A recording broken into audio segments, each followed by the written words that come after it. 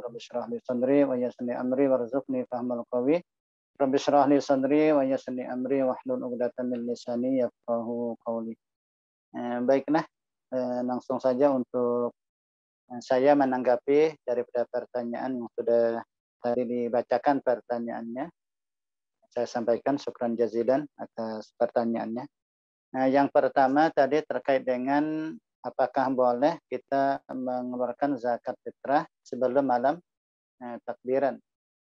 Nah, sebagaimana kita ketahui bahwa zakat fitrah ini merupakan kewajiban ya kepada setiap kaum muslimin, laki-laki maupun perempuan, besar maupun kecil, yaitu ketika dia mendapatkan satu bagian Ramadan dan waktu malam Syawal ya, malam takbiran. Jadi mendapatkan satu juzuk, satu bagian waktu di akhir Ramadan ya, bulan Ramadan dan awal daripada Syawal. Nah, kalau salah satunya tidak didapati, maka tidak ada kewajiban dalam hal zakat fitrah. Misalnya ada seseorang yang meninggal sebelum malam takbiran, dia sudah meninggal. Nah, maka tentunya tidak wajib dia mengeluarkan zakat fitrah. Atau ada anak yang lahir setelah berakhirnya Ramadan. Artinya dia lahir masuk bulan Syawal setelah akhir Ramadan. Sehingga dia tidak mendapatkan bulan Ramadan. Nah, maka juga tidak diwajibkan daripada zakat fitrah. Nah, ketika orang mendapati Ramadan, kemudian mendapati malam takbiran, maka disitulah dia dikenakan wajib daripada zakat fitrah. Nah, ini gambaran umumnya seperti itu. Nah, lalu bagaimana kita mengeluarkannya sebelum malam takbiran? Padahal sebenarnya kita belum ada kewajiban. Karena kita belum mendapati daripada awal Syawal. Belum mendapati itu. Padahal tadi sudah saya sampaikan, para ulama menyatakan wajibnya zakat fitrah itu kalau mendapati Ramadan dan mendapati awal Syawal. Ada ini belum. Misalnya hari ini kita keluarkan. 25 Ramadan misalnya kita keluarkan. Pada dasarnya kita belum ada kewajiban untuk membayar zakat fitrah. Belum ada. Nah, akan tetapi para ulama, terutama dari kalangan mazhab Syafi'i, mereka membolehkan. Jadi mereka membolehkan untuk mendahulukan daripada mengeluarkan zakat fitrah. Makanya di dalam mazhab Syafi'i itu waktu mengeluarkan zakat fitrah itu ada beberapa bagian ya. Ada yang disebut dengan waktu wajib. Nah, waktu wajib itu adalah yaitu di malam takbiran. Itu adalah namanya waktu wajib. Berakhir Ramadan malamnya. Jadi pas tenggelam akhir Ramadan, kemudian masuk bulan Syawal. Nah, di sini namanya waktu wajib. Karena di situ sudah ada kewajiban kita untuk mengeluarkan zakat fitrah. Ada juga nanti waktu yang namanya waktu fadilah, waktu yang mempunyai keutamaan, yakni kita keluarkan satu Syawalnya besoknya. Jadi satu Syawalnya yaitu sebelum khatib naik mimbar untuk menyampaikan khutbahnya atau sebelum salat Id dilaksanakan. Namun yang lebih utamanya tentunya setelah salat subuh. Jadi setelah salat subuh di satu Syawal. Nah, itu namanya waktu yang mempunyai kelebihan keutamaan. Nah, kemudian ada namanya waktu jawas, artinya waktu yang diperbolehkan. Nah, ini seperti yang ditanyakan tadi. Jadi waktu yang diperbolehkan adalah waktu kita mendahulukan ya membayar zakat fitrah, yang mana kita sebenarnya belum ada kewajiban itu. Cuma kita keluarkan berdahulu. Misalnya yaitu mulai dari masuknya bulan Ramadan, maka kita sudah boleh mengeluarkan zakat fitrah. Namun andai kata misalnya meninggal sebelum dia menemui awal Syawal, ya tentunya dia akan mendapatkan pahala sedekah begitu. Karena dia memang belum ada kewajiban itu. Nah, oleh karena itu untuk yang ini ya, untuk yang mendahulukan zakat fitrah ini, nanti ada konsekuensi hukum ya. Walaupun nanti ada perbedaan pendapat ulama. Apa konsekuensi hukumnya? Konsekuensi hukumnya adalah yaitu misalnya kita keluarkan yang mana kita kan belum ada kewajiban nih. Cuma kita mendahulukan yaitu di waktu jawas, yaitu mulai 1 Ramadan nanti sampai akhir Ramadan, tapi belum masuk malam takbiran. Anggaplah misalnya kita keluarkan hari ini tanggal 25, besok misalnya lah tanggal 25 Ramadan. Kita keluarkan. Nah, kemudian lalu kita mudik. Artinya kita keluarkan di sini, dianggap saja misalnya saya di Banjarbaru, saya keluarkan di Banjarbaru, kemudian saya mudik ke Pontianak misalnya. Jadi saya mudik ke Pontianak. Lalu di Pontianak itu di Pontianak itu malam takbirannya ada di Pontianak. Di malam di mana saya waktu wajib saya ada di Pontianak, yaitu akhir Ramadan, terus malam takbiran.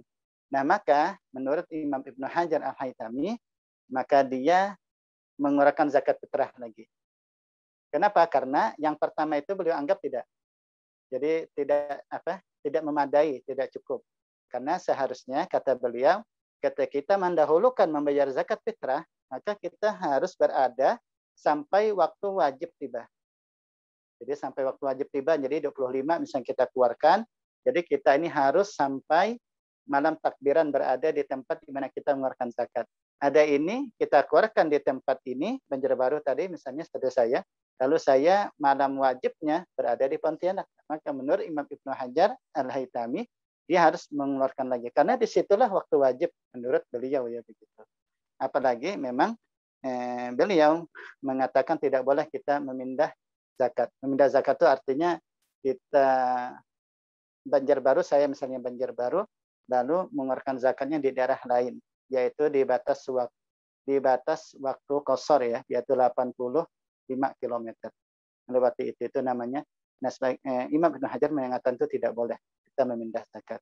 Itu menurut Imam Ibnu Hajar. Namun kalau menurut Imam Al-Hibni atau Imam Ar-Ramli misalnya, beliau mengatakan tidak perlu lagi. Tidak perlu lagi karena memang sudah diperbolehkan. Artinya di sini ada konsep-konsep, ada perbedaan pendapat andai kata kita di malam wajibnya berada di daerah lain, bukan di daerah kita. Nah, di sini ada konsep-konsep hukum. Jadi oleh karena itu, menurut pandangan saya, alangkah baiknya kalau kita ingin mengeluarkan zakat itu pas di malam wajibnya. Atau kalaupun kita ingin mendahulukan membayar zakat fitrah, maka kita berada di tempat itu sampai nanti malam wajib. Nah, kecuali memang kita sudah punya rencana. Kalau kita sudah punya rencana, punya niat misalnya, anggaplah misalnya saya ingin mudik ke Pontianak misalnya. Ke Pontianak kan berarti saya sudah punya rencana. Maka keluarkanlah zakat nanti waktu kita berada di sana begitu. Di kampung di mana kita kena malam takbiran. Nah, itu menurut saya itu begitu. Karena untuk keluar daripada khilaf. Karena kalau tadi itu ada khilaf ulama. Mudah-mudahan dalam masalah ini bisa dipahami. Insyaallah mudah-mudahan. Nanti insyaallah bisa diperjelas lagi nanti ya insyaallah. Jadi intinya kesimpulannya adalah mendahulukan membayar zakat fitrah sebelum malam takbiran itu memang diperbolehkan menurut mazhab Syafi'i. Namun kalau kita tadi berada di daerah lain di malam takbiran, di malam kita wajib, di waktu wajib, maka menurut Imam Ibnu Hajar keluarkan lagi karena yang pertama itu dianggap tidak memadai.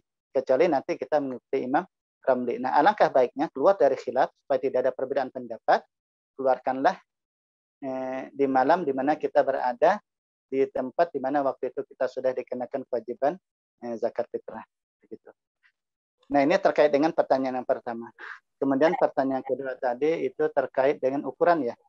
Iya, betul. Oh ya, ukuran ya. Zakat fitrah menggunakan beras. Nah, untuk ukuran zakat fitrah kalau kita bayarkan dengan beras, ya, yang pertama saya sampaikan dulu bahwa ukurannya itu kan 4 mud ya. Jadi ukurannya itu adalah 4 mud, itu mud Nabi tentunya ya. Mud Nabi itu 4 mud. Nah, 4 mud ini ketika diukur ya dengan beras itu ya akhirnya perhitungan itu macam-macam. Artinya para ulama sekarang ya terutama itu akhirnya macam-macam. Ada mengatakan 2,1, ada mengatakan 2,5. Nah, kalau resminya setahu saya ya, resminya pemerintah itu kan 2,5 kilo ya. Ada mengatakan 2,7, ada mengatakan 2,8.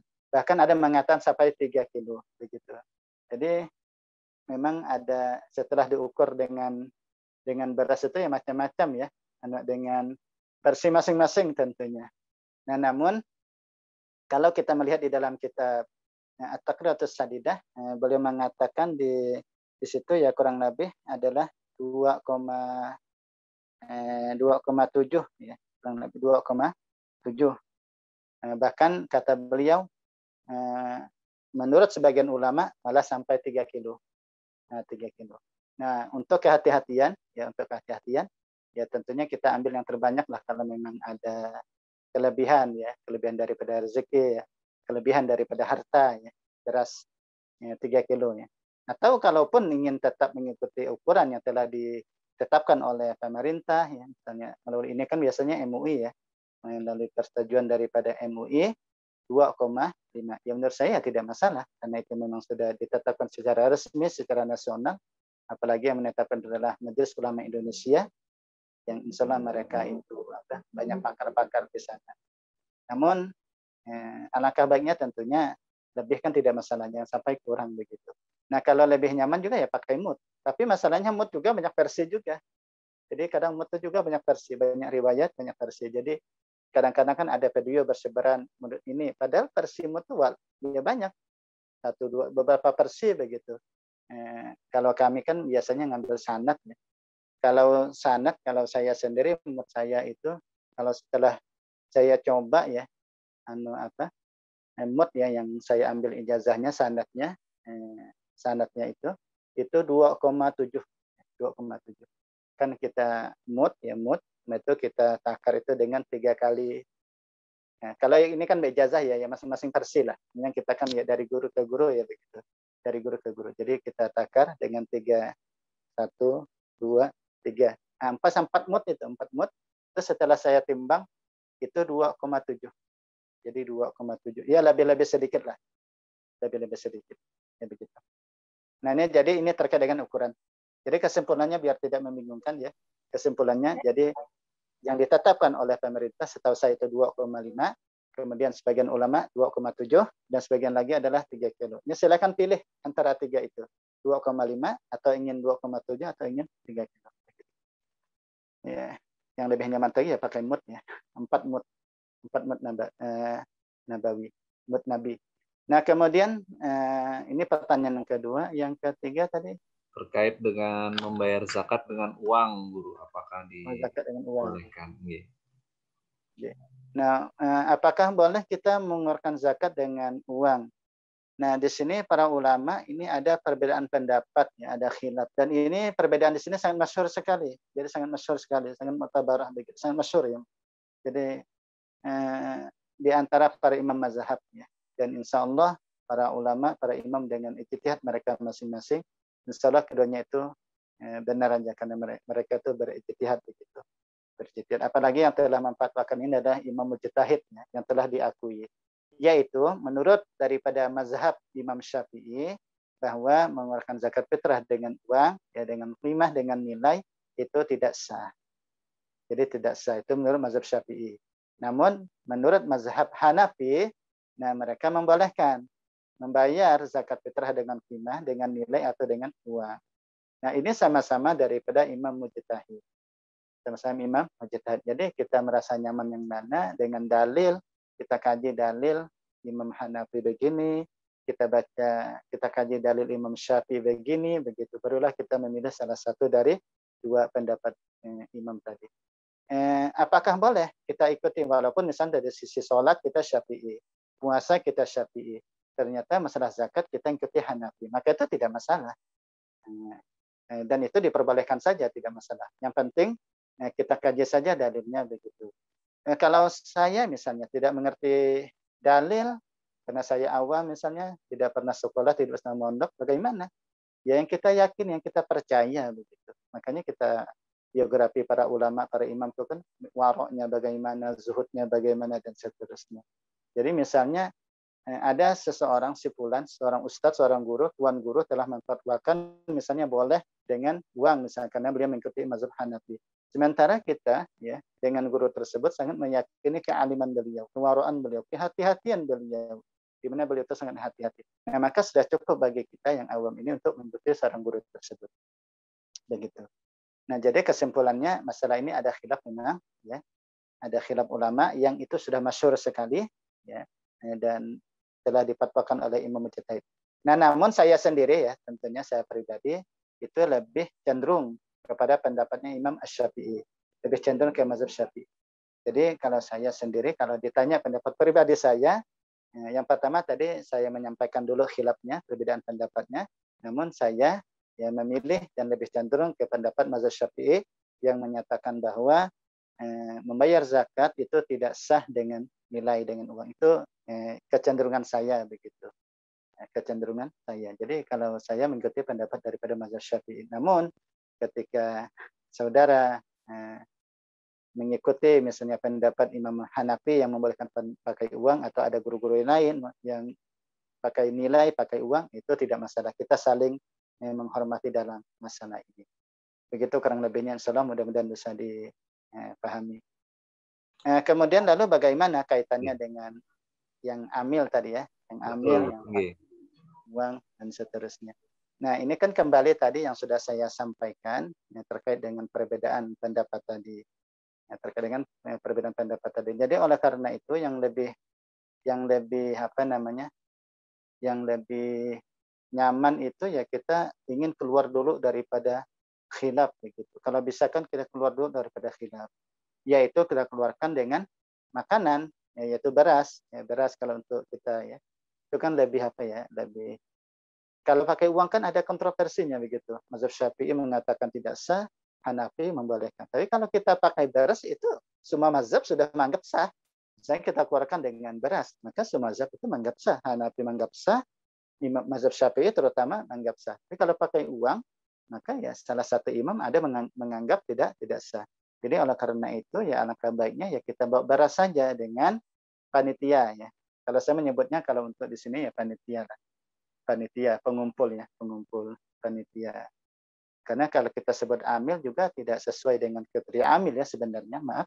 Amil itu adalah orang yang diangkat oleh negara, oleh imam. Itu yang amil. Kalau saat ini kan inisiatif biasanya. Inisiatif daripada pengurus masjid, inisiatif daripada musalla, bahkan inisiatif daripada LSM atau masyarakat ya, atau organisasi begitu.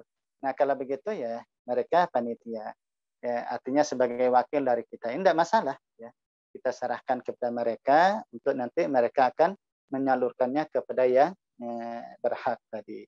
Nah, lalu bagaimana? Ya tadi kita ingin mengeluarkan dengan amil, ya tadi pakai beras itu lebih nyaman.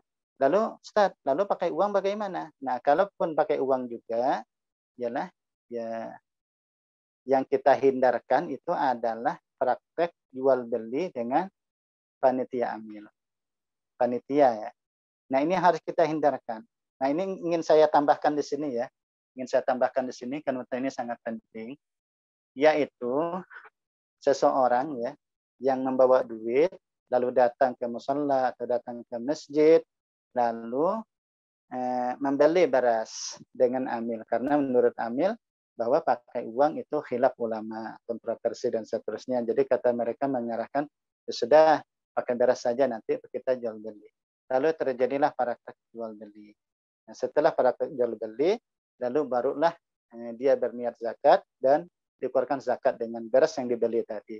Nah, namun yang di sini ya, yang menarik itu adalah yang jadi pertanyaan, yang dijual amil itu beras siapa? Nah, begitu. Yang dijual panitia amil itu beras siapa?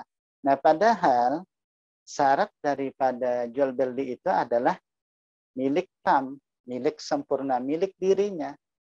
Nah, sementara yang panitia tadi itu kan dia hanya sekedar mengumpulkan, bukan memiliki.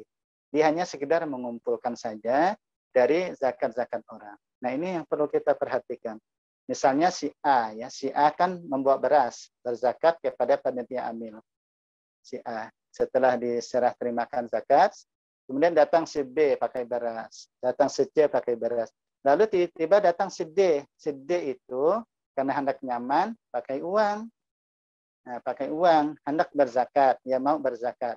Lalu kata si panitia amil, nah karena ini kontroversi, pian Bapak jual beli saja dulu. Nah, lalu jual beli. Nah, yang jadi masalah itu tadi, si panitia amil itu beras siapa sih yang dia jual? Nah, itu yang harus kita perhatikan ya. Harus kita perhatikan, jangan sampai kita anggap remeh, karena menurut saya itu tidak sah pada jual belinya semacam itu. Dan oleh karena itu ya para ulama ya para asatidz harus menyampaikan demikian ya terkait dengan masalah ini ya. Kalau masyarakat ya mungkin ya tidak mengetahui yang demikian dikiranya boleh. Nah, oleh karena itu harus kita sampaikan melalui kesempatan ini, maka saya sampaikan demikian tadi. Jadi jangan sampai ada jual beli dengan panitia amil, karena yang dijual menurut saya yang dijual oleh panitia amil itu bukan beras miliknya, kecuali memang miliknya sendiri ya, milik pribadi, milik dia sempurna. Ada ini beras hasil dia kumpulkan daripada zakat orang yang akan disalurkan lagi kepada yang berhak begitu. Kemudian ini bisa dipahami insyaallah. Demikian mungkin mudah-mudahan bisa dipahami, dan apabila masih kurang jelas bisa nanti untuk kita diskusikan kembali insyaallah. Alhamdulillah. Terima kasih Guru.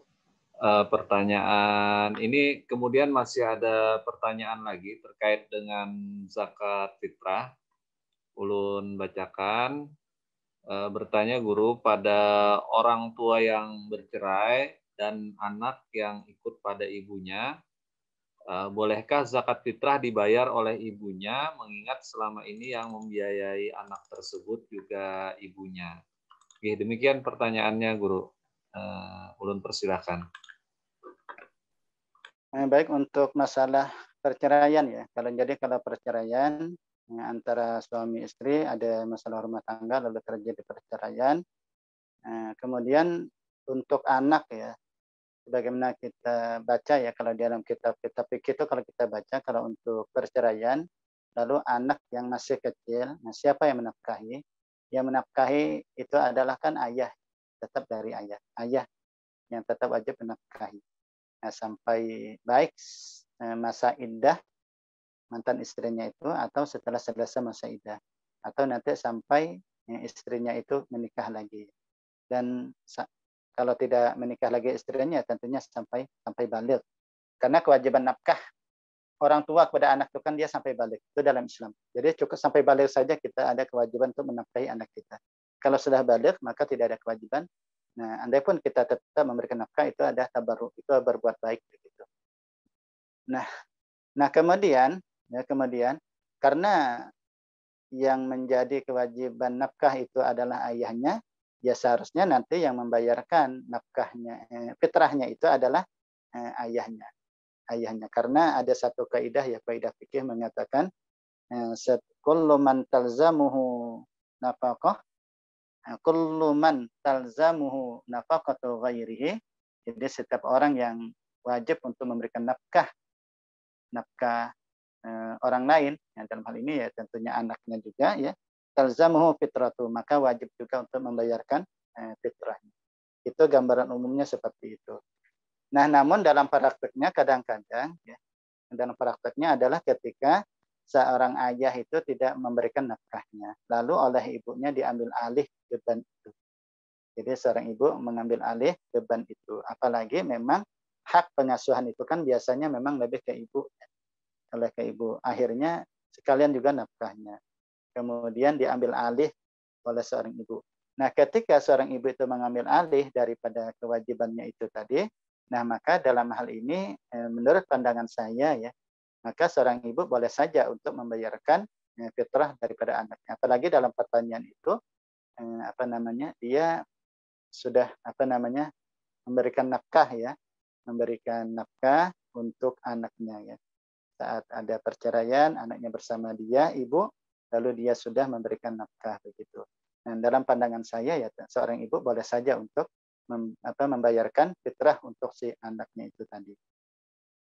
Nah, namun tentunya menurut saya ya, alangkah baiknya kalau kita diskusikan ya dengan mantan suami kita dalam masalah ini, ya, bagaimana nafkahnya, bagaimana nanti fitrahnya. Ya, karena sekali lagi ya seharusnya menjadi bahkan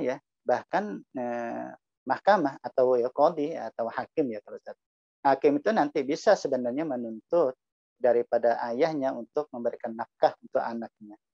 Jadi memaksa.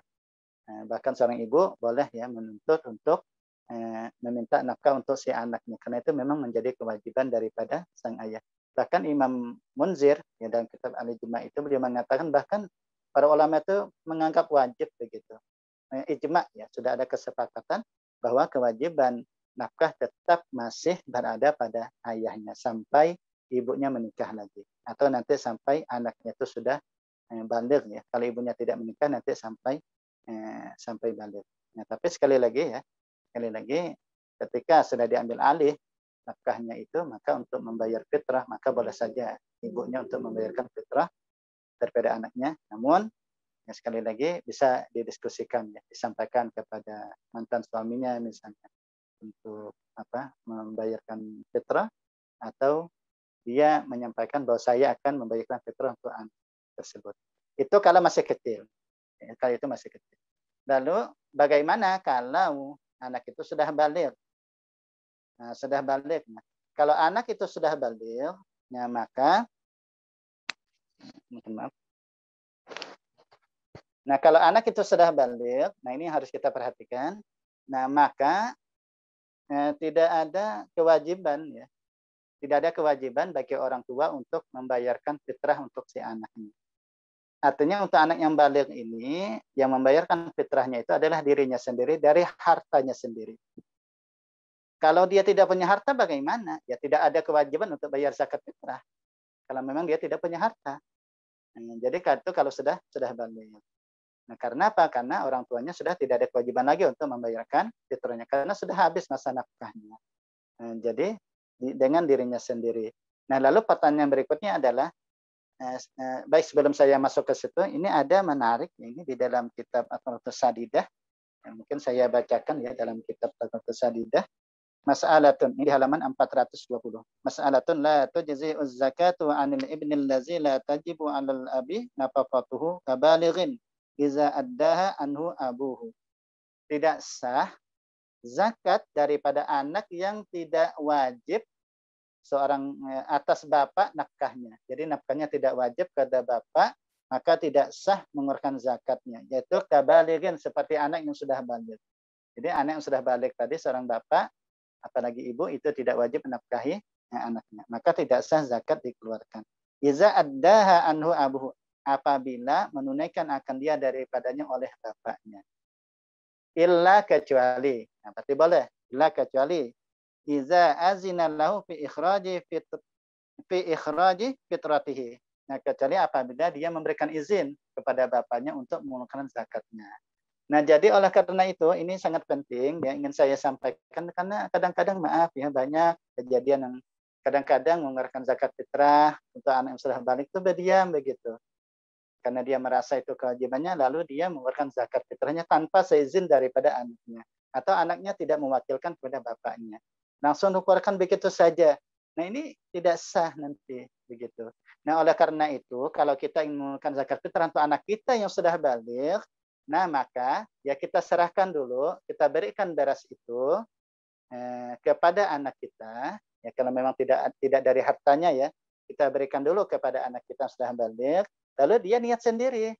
Nah, dia niat sendiri, dia keluarkan zakatnya. Atau misalnya seorang anak nanti mewakilkan kepada abahnya, misalnya abah, ayah atau bapak, ini keluarkan zakat saya. Nanti saya kalau bisa nanti bapak yang mengeluarkan zakat saya apa? Kata si bapak, tidak apa-apa, nanti saya keluarkan. Nah, itu kan sudah ada komunikasi begitu. Nah, kalau berdiam-diaman, itu yang jadi masalah. Nah, itu yang jadi masalah. Ini bisa kita lihat ya di dalam kitab At-Taqratus Sadidah. Nah, kecuali anak yang sudah lumpuh.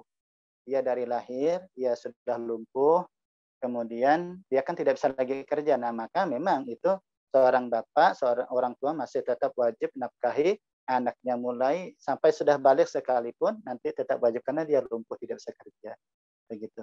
Nah, ini jadi oleh karena bisa dibedakan dulu ya antara anak yang belum balik dengan sudah balik. Kalau anak yang belum balik, nah maka tidak perlu izin, ya keluarkan saja zakat fitrahnya. Makanya di sini juga disebutkan wa ammal ibnu ghairal balighi zakaran kana aw unsa wa kadzalika zaujatu wa kullu man talzamu nafaqatuhum fala yustaratu iznuhum. Adapun anak yang belum balik, laki-laki atau perempuan, demikian juga istri atau orang yang wajib kita nafkahi, maka tidak disyaratkan izin kepada mereka. Nah, adapun untuk anak yang balik maka disyaratkan izin. Kalau tidak ada izin dari mereka, maka zakatnya itu bisa menjadi tidak sah. Nah, demikian mungkin untuk sebagai tambahan ya. Tapi menurut saya tambahan yang sangat penting untuk saya sampaikan dalam kesempatan kali ini. Demikian baik. kalau Anda. Baik Guru, ini banyak informasi-informasi yang sangat bermanfaat dari tambahan-tambahan guru kita tadi. Jadi pelajaran dan kehati-hatian juga bagi kita semuanya. Apalagi ketika tadi anak yang sudah balik tadi, ketika orang tua, dan ini juga mungkin penting bagi pendidikan guru ya, artinya dia sudah punya tanggung jawab atas dirinya sendiri begitu. Selanjutnya masih ada pertanyaan ini terkait dengan zakat sudah selesai, terkait dengan kode utang puasa ini. Ketika nanti bulan Syawal, mana yang lebih utama melaksanakan puasa Syawal, puasa sunnah, atau membayar utang puasa? Nah ini bagaimana Guru penjelasannya terkait dengan ini? Nggih, Guru persilahkan. Baik. Nah, untuk qada ya, untuk qada Ramadan yang ditinggalkan. Nah, untuk waktu qada ini kan sebenarnya masih panjang ya, karena mengqada puasa itu kan tidak mesti segera juga. Dia masih diperbolehkan untuk di bulan-bulan yang penting jangan sampai nanti masuk Ramadan berikutnya. Artinya tidak mesti berdesakan tergesa-gesa mesti di bulan Syawal, tidak mesti. Nanti bisa saja di bulan Muharram atau bulan Safar begitu. Yang penting sekali lagi jangan sampai nanti masuk ya Ramadan berikutnya. Jadi oleh karena itu ya kalau menurut saya ya kita kerjakan aja dulu puasa 6 Syawal ya. Puasa 6 Syawal kalau memang kodoknya kan kita kan berapa hari kodoknya misalnya. Kalau memang bisa di waktu bulan Syawal juga ya tidak masalah, kodok dulu baru puasa Syawal, atau puasa Syawal dulu 6 hari baru kodok begitu. Nah, jadi oleh karena itu bisa aja lah kita atur waktunya begitu ya. Nah, apalagi puasa 6 Syawal kan khusus di bulan Syawal. Ya, kalau kita misalnya kodokan sampai 30 hari, ya, misalnya ya sebulanan, misalnya kita kodokan seperti misalnya seorang ibu yang menyusui, hamil atau menyusui dan seterusnya itu, kalau misalnya kita mengkodok di awal Syawal sampai akhir Syawal kan habis waktu kita untuk puasa Syawal begitu. Sementara mengkodok juga tidak mesti cepat segera itu tidak mesti. Yang penting nanti jangan sampai masuk di Ramadan berikutnya. Jadi bisa saja nanti kodok dulu baru puasa Syawal kalau memungkinkan, atau puasa Syawal dulu baru mengkodok. Kemudian ada sebagian pendapat daripada ulama, misalnya Imam Ibnu Hajar ya, seperti dalam kitab Bughiyatul Mustarsyidin. Nah, beliau memfatwakan, walaupun di sini ada khilaf sih ya, tapi ini menurut pendapat Imam Ibnu Hajar ya, seperti di dalam kitab Bughiyatul Mustarsyidin, maka boleh saja nanti untuk digabung. Jadi puasa sunnah 6 hari Syawal itu bisa nanti sekalian untuk mengkodok. Jadi kalau diniati kedua-duanya, maka itu jatuh kedua-duanya. Misalnya dia puasa kodok sekaligus puasa Syawal, nah maka itu sah kedua-duanya. Sah kedua-duanya. Itu menurut sebagian daripada pendapat yaitu pendapat dari Imam Ibnu Hajar. Ya karena dari sisi pekerjaan sama saja. Dari sisi pekerjaan puasa sama saja. Cuma yang membedakan memang di niat. Ya. Tapi kalau dari sisi pekerjaan sama saja. Yaitu mulai dari terbit fajar sampai ke matahari dengan syarat yang sama. Kemudian tidak boleh makan, tidak boleh minum, dan seterusnya. Begitu. Namun sebagian yang lain yang mengatakan tidak bisa. Ya. Tidak bisa. Tetapi bisa saja kita ingin mengikuti daripada pendapat daripada Imam Ibnu Hajar. Al-Haythami. Mungkin itu dan bisa dikatakan. Terima kasih Guru. Ini kita masih punya 2 pertanyaan lagi. Yang pertama, benarkah jika istri tak bisa membayar utang puasa, kewajiban membayarnya ada pada suami? Guru. Demikian pertanyaannya. Nah, yang pertama saya belum pernah ya atau belum menemukan daripada pendapat tersebut ya. Kalau ditanyakan apakah benar kan begitu. Apakah benar berarti si penanya mungkin sudah pernah mendengar daripada pendapat itu. Namun Ya, saya sendiri belum pernah menemukan pendapat itu. Yang ada adalah ketika seorang istri punya qadhaan, ya dia qadha. Bagaimana kalau sudah tidak mampu? Tidak mampu itu misalnya secara fisik dia sudah tidak mampu, misalnya sakit-sakitan, sakit yang terus-menerus, yang tidak ada harapan sembuh.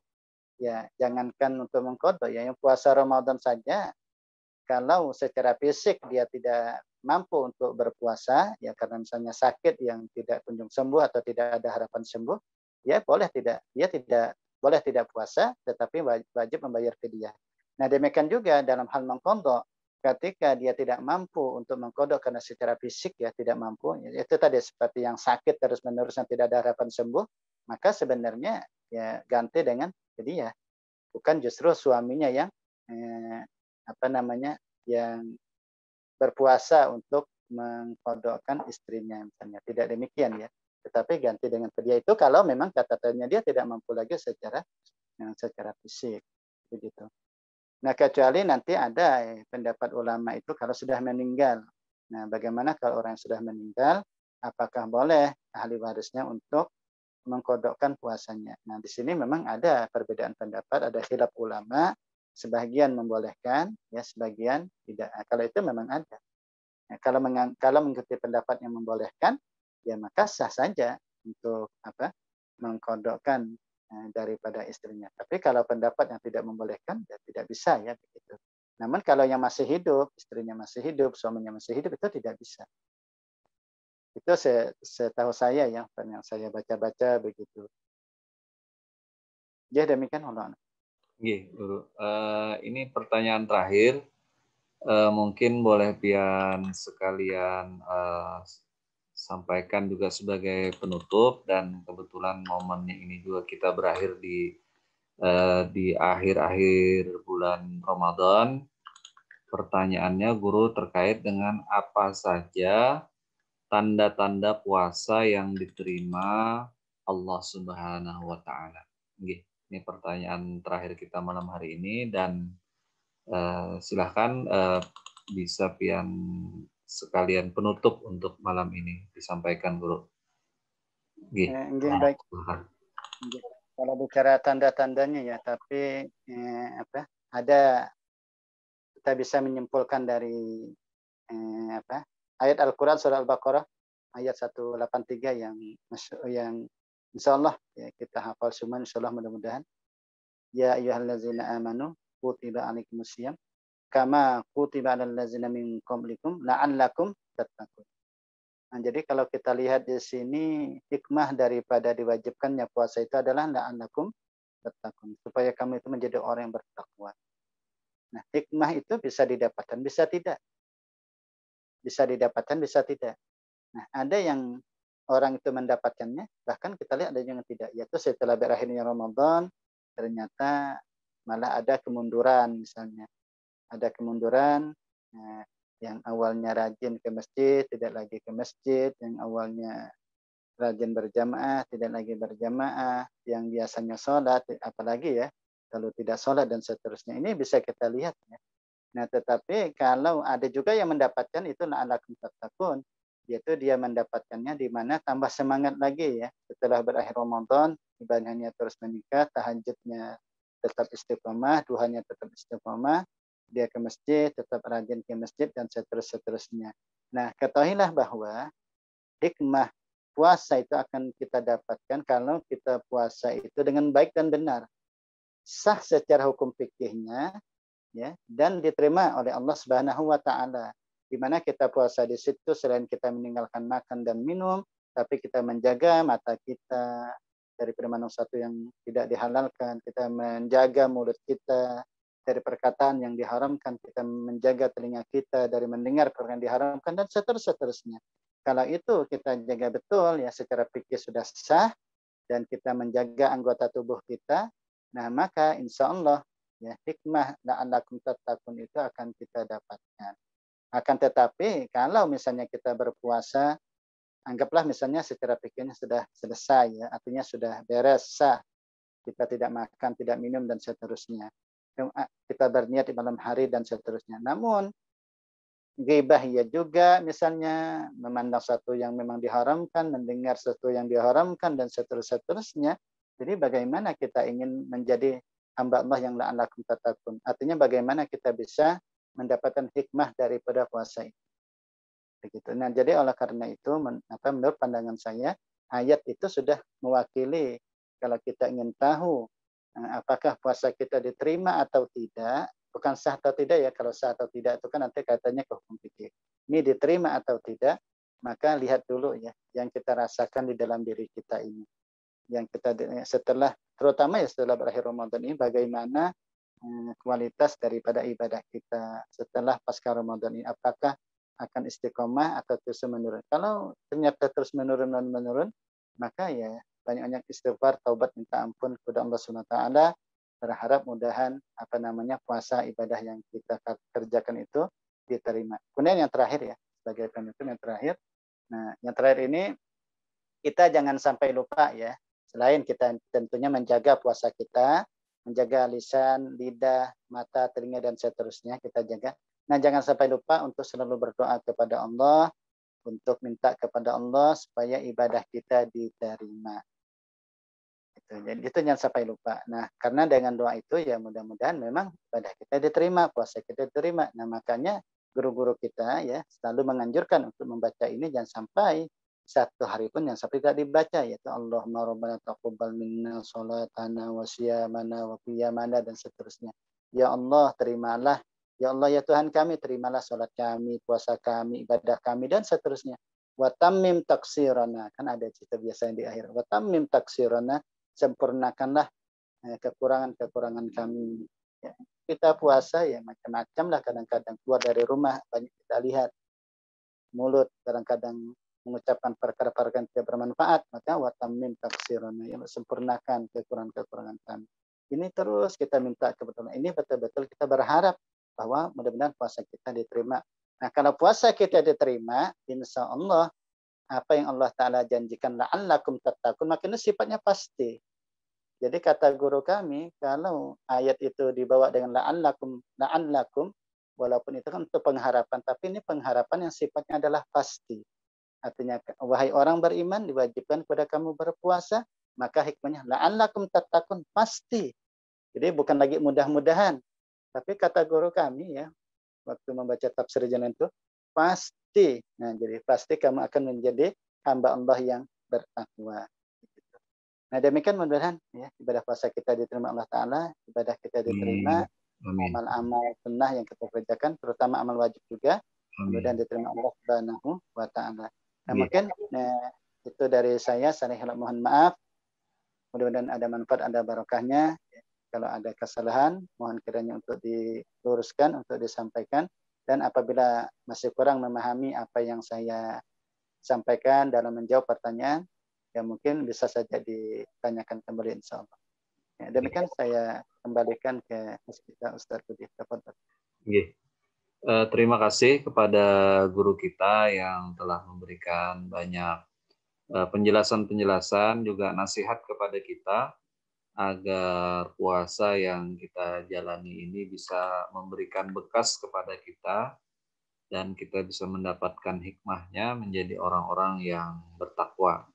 Jadi setelah kita sudah menjalani dan tentunya kita berdoa, jangan lupa berdoa kepada Allah Subhanahu wa taala agar diterima.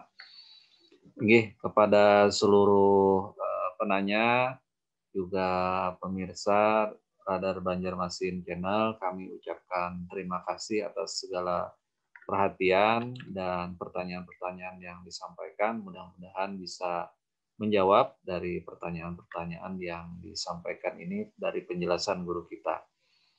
Ulun pribadi juga mohon maaf apabila ada kekurangan dan kekhilafan selama memandu acara ini. Kepada guru kita, Guru Abdul Hafiz, kami mengucapkan terima kasih yang sebesar-besarnya. Mudah-mudahan Allah Subhanahu wa taala senantiasa menjaga pian, keluarga pian, dan memelihara pian. Oke, kami tutup acara pada malam hari ini. Terima kasih. Hadanallahu wa iyyakum ajma'in. Wabillahi taufiq wal hidayah, wa ridha wal inayah. Assalamualaikum warahmatullahi wabarakatuh. Waalaikumsalam warahmatullahi wabarakatuh.